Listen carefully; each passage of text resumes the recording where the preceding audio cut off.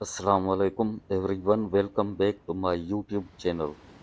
नाजरीन, साबिक अमेरिकी खातून अव्वल और साबिक वज़ीर ख़ारजा हिलरी क्लिंटन के गुज़रे दिनों की यादों के दूसरे हिस्से की पहली किस्त में हम आपको खुशामदीद कहते हैं। तो नाजरीन, चलते हैं अपने मेन टॉपिक की तरफ। हिलरी क्लिंटन का कहना था बिल क्लिंटन की हमेशा ये ख्वाहिश रही थी कि वो रिपब्लिकन अरकान के साथ मिलकर काम करें, मगर बिल क्लिंटन जो बजट पेश करना चाहते थे वो हमारे मुखालफिन को मंजूर ना था, जिसकी वजह से शदीद तनाज़ा पैदा हो चुका था। वाइट हाउस के बहुत से मुलाजमीन अपने घरों को जा चुके थे।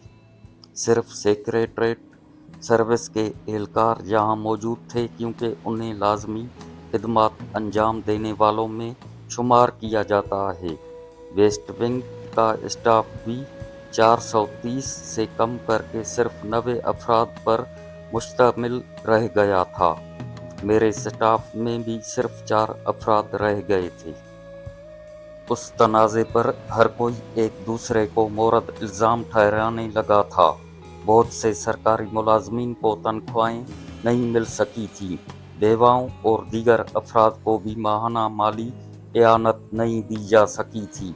उस तनाज़े की वजह से अमेरिका में 6 रोज़ तक सरकारी दफातर में मामूल की कार्रवाइयाँ अंजाम ना दी जा सकी।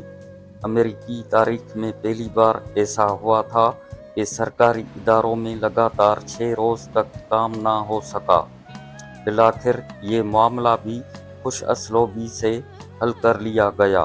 ताहम उस अरसे के दौरान उन लोगों को शदीद ज़हनी अज़ियतों का सामना करना पड़ा। बिल क्लिंटन के बजट पर हिज़्ब इख्तिलाफ को एतराज़ था। उन्हें माहौलियात, तहफ़्फ़ुज़, तालीमी फ़ंड और तिब्बी सहूलतों के हवाले से भी एतराज़ात थे। ताहम बिल क्लिंटन ने उनकी तजावीज़ पर उसी कलम से वीटो के दस्तखत किए जिससे 30 साल कबल लंदन बी जॉनसन ने दस्तखत किए थे। उसके बावजूद बिल ने रिपब्लिकन अरकान से कहा कि वो वाइट हाउस में उनसे अब भी बातचीत के लिए तैयार हैं, मगर बात ना बनी। 16 दिसंबर को अमेरिकी हुकूमत का रकम खर्च करने का अख्तियार एक बार फिर ख़त्म हो गया और बाज़ वफाकी महकमों में जज़वी शटडाउन की नौबत आ गई। ये तअतीलात का ज़माना था और सरकारी मुलाजमीन को तनख्वाहों के चेक भी अदा नहीं किए जा सके। इस मसले से निमटने के लिए बिल और उनके मुख्तलिफ मशीरों के बाकायदा इजलास जारी रहे और मैंने भी अपनी बसात भर अपने शोहर की हर मुमकिन मदद करने की कोशिश की। अमेरिका में इस शटडाउन और तअतल के असल जिम्मेदार रिपब्लिकन अरकान थे। उस शटडाउन के बावजूद सिर्फ एक इदारा बदस्तूर अपना काम अंजाम देता रहा। ये इदारा सेनेट की बैंकिंग कमेटी था। ये कमेटी वाइट वाटर स्कैंडल के हवाले से मुख्तलिफ शहादतों और गवाहों के बयानात रिकॉर्ड करता रहा था। 4 जनवरी 1996 ईस्वी को डेविड कैंडल मुझसे मिलने आया। ये हमारा फैमिली फ्रेंड भी था और मुझे ताज़ा तरीन सूरत हाल से आगाह रखना भी उसकी जिम्मेदारियों में शामिल था। हमारी मुलाकात दूसरी मंजिल पर वाक़ फैमिली रूम में हुई।